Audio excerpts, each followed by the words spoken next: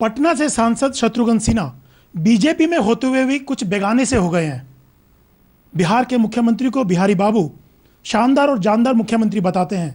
इन्हीं तमाम मुद्दों पर बात करने के लिए हमारे साथ मौजूद हैं खुद शत्रुघ्न सिन्हा जी।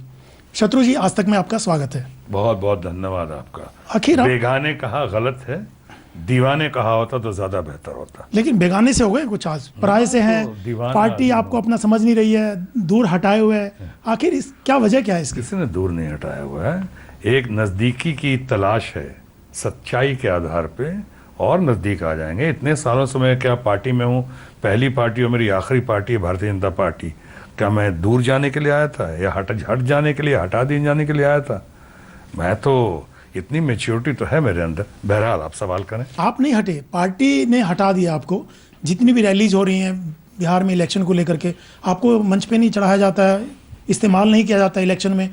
तो क्या वजह क्या है इसके पीछे? अभी तक नहीं बुलाया गया। हो सकता तैयारी के लिए, हो सकता जो आपका सबसे मजबूत मोहरा है, जो सबसे तगड़ा आपका सिपाही है, हो सकता है उसको आप बात के लिए इस्तेमाल करते हैं। जितने भी बिहार के टॉप लीडर्स हैं मंच पे दिखाई देते हैं, सिर्फ आप नदारद रहते हैं। लोग भी बहुत आ गए हैं, तो फिर जाहिर है लोगों की महत्वाकांक्षाएं बहुत बढ़ गई हैं। महत्वाकांक्षाएं बहुत होकर बढ़ती हैं तो उनकी इनसिक्योरिटी भी बढ़ जाती है कई लोगों की। ऐसा तो अब इनसिक्योरिटी अगर बढ़ गई है उनकी, उस चक्कर में उनको लगता है अगर मैं आऊँगा तो शायद वो कुछ लोग दब जाएंगे या कुछ लोग बौने बन जाएंगे, या शायद मेरी पर्सनालिटी टावरिंग हो जाएगी, मेरी लोकप्रियता और मेरे बेदाग छवि के आधार पे। तो फिर चाहते हैं, कोशिश करते हैं कि मैं आसपास ना दिखूं। मेरे अंदर भी अच्छाई है, एक बड़प्पन भी कह लें आप। मुझे लगता है अच्छा, अभी इनको तंग मत करो, मेसी सिचुएशन मत करो। आप जैसे मीडिया के दोस्त हमसे सवाल कर सकते हैं, आपका पोस्टर में नाम नहीं है, आपका इनविटेशन नहीं, आपके बारे में कोई खबर नहीं दी गई, फिर भी आप आ रहे हैं, क्यों आ रहे हैं आप? देखिए इन लोगों को जिनको बुलाया गया है वो पटना के भी नहीं है, बाहर के हैं। अब ऐसी छोटी छोटी बातें आपसे तो मैं कह सकता हूँ, लेकिन मैं इस सब छोटी छोटी बातों को चुगली करना ठीक नहीं समझता हूँ, और मैं माफ़ कर देता हूँ कि कोई बात नहीं, करो, चलो थोड़ा खेलना खेल लो, देखते हैं कब तक खेलते हो। किनको इनसिक्योरिटी है, कौन परेशान है आपके आने से? देखिए, जात न पूछो साधु की, नाम बताने की आवश्यकता है तो सब अपने परिवार के सदस्य ही। भारतीय जनता पार्टी एक फैमिली है, उसके फैमिली मेंबर्स हैं। कुछ लोगों के अंदर एक नादानी या इनसिक्योरिटी अगर हुई है तो मैं समझ सकता हूँ, लेकिन मेरा कसूर नहीं है। अगर मेरे लिए भीड़ बहुत ज़्यादा आती है, या वोट कैचर हूँ या क्राउड पुलर हूँ, या मेरे लिए अगर मैं सुनने के बाद दूसरों का कम सुनती है या नहीं सुनती है या चली जाती है भीड़, तो मेरा कसूर नहीं है। लेकिन मेरा ये मानना है कि भीड़ अगर ज़्यादा आती है, मुझे ज़्यादा सुनती है और ज़्यादा प्यार करती है, तो भी विचारधारा आपकी भारतीय जनता पार्टी की आगे जा रही है।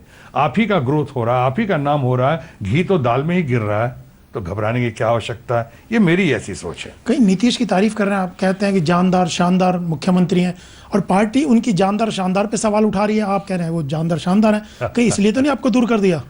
नहीं नहीं, दूर कैसे करेंगे? अभी तक तो ऐसे कोई खबर आई नहीं कि मुझे दूर कर दिया।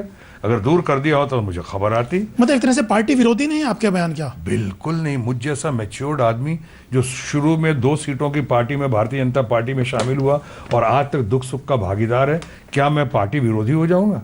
मैं कोशिश करता हूँ कुछ लोगों को कुछ बार दर्पण दिखा दूं पार्टी की बेहतरी के लिए, यानी पॉलिटिक्स की बेहतरी के लिए। मैं हेल्दी पॉलिटिक्स का प्रोडक्ट हूँ, जयप्रकाश नारायण जी से प्रभावित होकर आया, नानाजी देशमुख से बहुत ट्रेनिंग लेकर आया।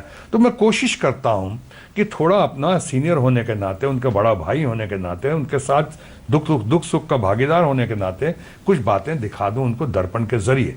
लेकिन अगर नहीं मानते हैं, बात नहीं बनती है और लोग आगे चलते हैं तो कोई बात नहीं। पार्टी का आदेश मेरे लिए अध्यादेश है।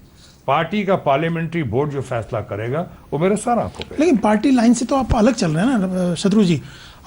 लालू और नीतीश के ऊपर सवाल उठा रहे हैं नरेंद्र मोदी, अमित शाह और बाकी पार्टी के लीडर। आप उनके जाके गले लग रहे हैं और कह रहे हैं कि बहुत बढ़िया है, मेरे दोस्त हैं और अच्छा शासन कर रहे हैं। तो कभी पार्टी के संविधान में ये देखा ही नहीं कि ये लिखा हुआ है कि आप किसी को, ओपोनेंट को गले नहीं लगा सकते हैं।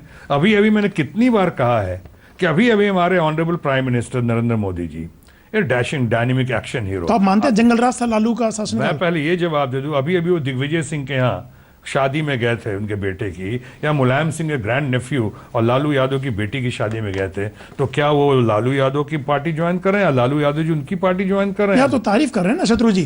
क्या आप लालू के शासनकाल को क्या मानते हैं? नरेंद्र मोदी और बीजेपी जंगल राज मानती थी कि जंगल राज था और अब जंगल राज के दिन लौटेंगे। आप क्या मानते हैं, दोनों के गठबंधन से क्या जंगल राज लौटेगा? जंगल राज के दिन आने शुरू हो गए हैं। देखिए, जंगल राज, कमंडल राज, जंगल कमंडल, मंडल 2, ये सब मैं समझता हूँ सरकारी जुमले बन चुके हैं। प्रचार की घड़ी में जुमले होते हैं, बाद में लोग भूल जाते हैं, भुला दिया जाता है। ये सब बातों का बहुत विशेष महत्व नहीं होता है।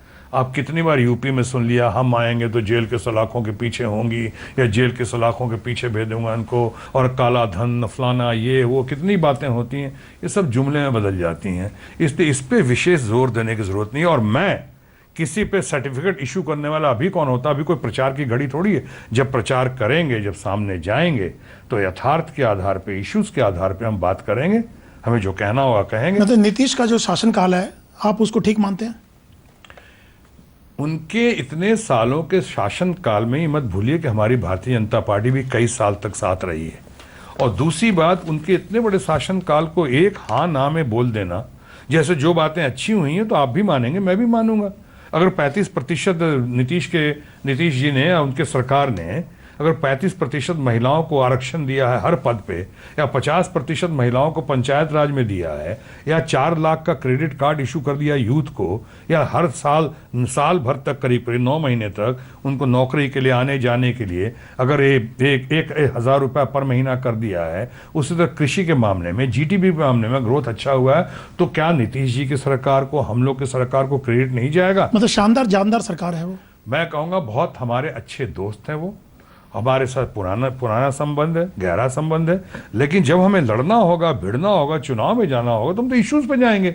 उस समय तो वो अपने महाभारत की बात हो जाती है, कोई रिश्तेदार नहीं होता है उसमें। चुनाव में मौका देगी पार्टी तब तो आप कुछ बोलेंगे। चुनाव में अभी तक तो आपको कैसे लग रहा है कि मुझ जैसे आदमी को मौका नहीं दिया जाएगा? कैसे लग रहा है? जो आदमी रिकॉर्ड मार्जिन से जीतता है, जो भारत में चंद लोगों में सबसे ज्यादा जिसका वोट शेयर परसेंटेज आता है, जो बार बार जीत रहा है बगैर लोगों के तमाम रोकने टकने के बावजूद, जो पार्टी के गीत गाता है, पार्टी के गुणगान करता है, पार्टी के प्रधानमंत्री को इतना मानता है और चाहता है, उनकी तारीफ करता है, उस आदमी को आप नहीं देंगे तो उसका क्या बिगाड़ लेंगे आप? उसका क्या बुरा करेंगे? बुरा तो आपका होगा, क्षति आपको पहुंचेगी और दुख हमें होगा। कि आपके हाथ में वही वाली बात हुई, कुछ लोगों का ही मानना है कि लंगूर के हाथ अंगूर, ऐसा ना हो जाए कि अंगूर के साथ क्या करें, खाएं, कुचल दें, फेंक दें, ये करें। मैं किसी को भी लंगूर नहीं कह रहा हूं, मैं कहता ये कहावत बोल रहा हूं कि ऐसा ना हो जाए कि मुझे क्या करेंगे आप?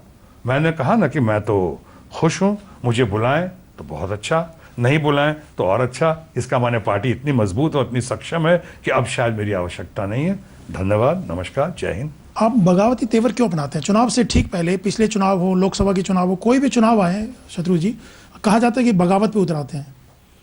अगर सच कहना बगावत है तो समझो हम भी बागी हैं, अगर सच कहना बगावत है तो।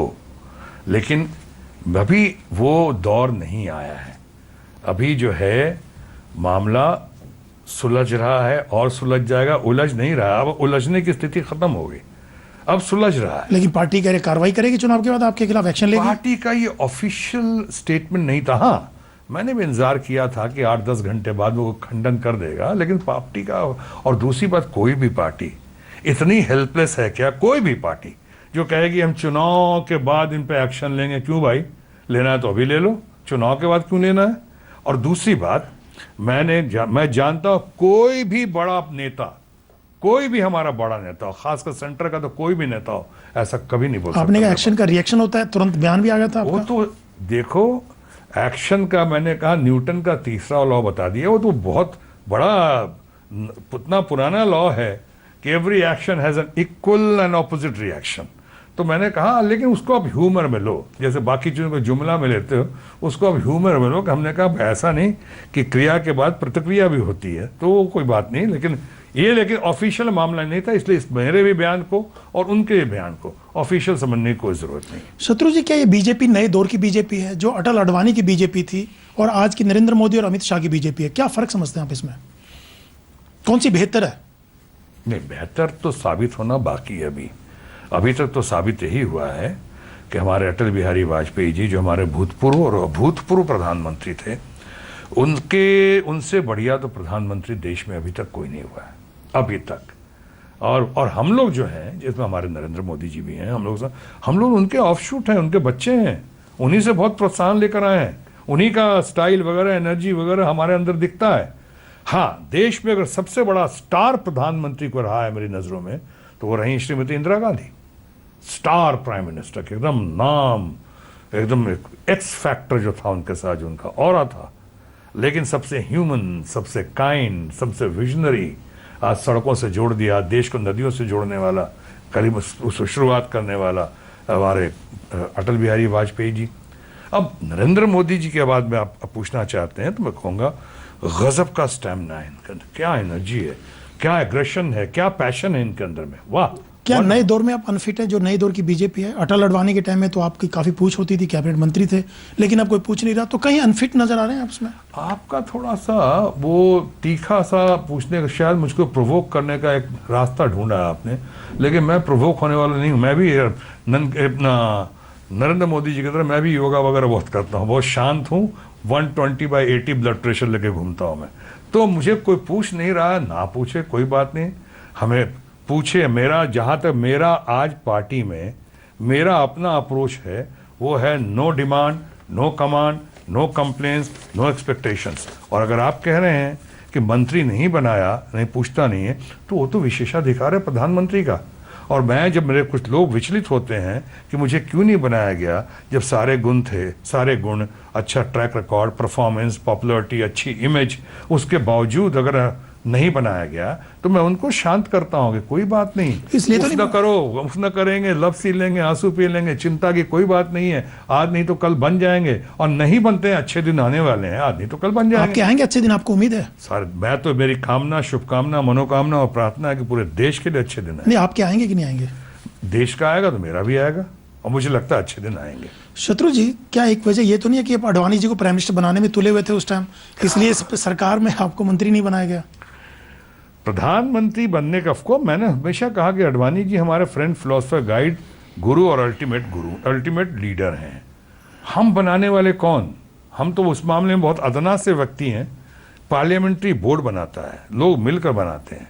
पार्लियामेंट्री बोर्ड की ख्वाहिश या उनका निर्देश था कि हमारे नरेंद्र मोदी जी प्रधानमंत्री बने, सलाम, सर आंखों पे, हम उनके साथ हैं। लेकिन हमने ये कहा था कि अडवाणी जी जैसे लोग, अटल जी जैसे लोग, जिन्होंने आज पार्टी को 2 सीटों से करीब 200 सीटों तक बढ़ाया, मुरली मनोहर जोशी, अडवाणी जी, अटल जी, जसवंत सिंह जी, यशवंत सिन्हा जी, जिन लोगों का इतना बड़ा योगदान रहा है, इनके जैसे बेटे की शादी होती है तो माँ बाप का रोल बहुत महत्वपूर्ण होता है। इनके महत्व को कम नहीं करना चाहिए, इनको साथ रखना चाहिए, इनके आशीर्वाद से सब कुछ होना चाहिए। लेकिन अब महत्व कम है, इनको साइडलाइन कर दिया गया है, पार्टी में इनको कोई पूछ नहीं रहा। आपको लगता है ये क्या ठीक है नई दौर की बीजेपी में? मुझे तो ऐसा महसूस नहीं हो रहा है कि इनको कोई पूछ नहीं रहा है, कि याद तो उनकी रोज आती है। आप भी आज इनका जिक्र कर रहे हैं, मैं भी उनका यहाँ बैठे जिक्र कर रहा हूँ। ये कह सकता हूँ कि जितना मान सम्मान इनको मिल रहा है, ये इससे भी बहुत ज़्यादा के हकदार हैं, इन्हें और मिलना चाहिए। क्योंकि ये लोग अब पॉलिटिशियन की श्रेणी में नहीं है, ये लोग स्टेट्समैन की श्रेणी में है। ये लोग बहुत विजनरी, बहुत बढ़िया लोग, ये लोग पॉलिटिक्स के दायरे से बाहर निकल। क्या प्राइम मिनिस्टर नहीं बन पाए अडवाणी जी, लेकिन क्या राष्ट्रपति इनको बनाना चाहिए पार्टी की जब भी चुनाव होंगे? देखिए, आप मुझसे पूछ रहे हैं जो डिसीजन मेकिंग बॉडी में नहीं है, आप मुझसे पूछ रहे हैं जो मैं पार्लियामेंट्री बोर्ड का हिस्सा नहीं हूँ। लेकिन इतना कह सकता हूँ कि अडवाणी जी हर पद के काबिल हैं, हर पद के योग्य उम्मीदवार हैं। शत्रु जी, एक तरफ लालू, नीतीश, गठबंधन, कांग्रेस मिला के, एक तरफ बीजेपी, पासवान, ये तमाम लोग, कौन सा भारी पड़ता दिख रहा आपको?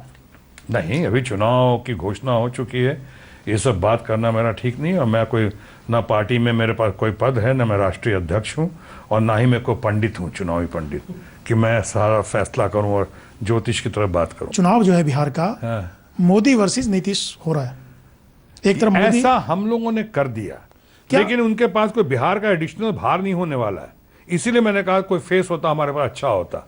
नरेंद्र मोदी इतने एनर्जेटिक हैं, चारों तो इतनी मतलब मेहनत नीतीश कर रहे हैं। वर्सेस पासवान होता तो ज्यादा बेहतर होता, नीतीश वर्सेस मोदी की बजाय। अब वो तो जो होता, मैं तो कहा कि हमारे लीडर्स कौन हो सकते हैं, ये लीडर्स होते हैं, और रामविलास पासवान सबको पसंद भी है, हमें भी पसंद है।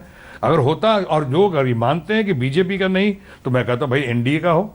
एनडीए घी तो दाल में ही गिर रहा है, एनडीए का ही हो रहा है। एक आखिरी सवाल बिल्कुल ईमानदारी से मैं चाहूंगा आपका, क्योंकि बेबाक तरीके से बात करते हैं आप।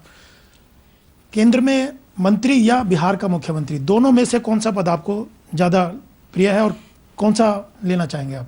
Given a chance, choice and priority, मुझे ऐसा मौका मिला, अवसर मिला, अगर मेरी किस्मत खुली तो मैं केंद्र में रहना चाहूँगा, ताकि केंद्र में रह के मैं बिहार की भी सेवा कर सकूँ और पूरे देश की सेवा कर सकूँ। धन्यवाद शत्रु जी, हमसे बात करने के लिए बहुत बहुत शुक्रिया। बहुत बहुत आभार आपका। बाकी खबरों के लिए देखते रहिए आज तक।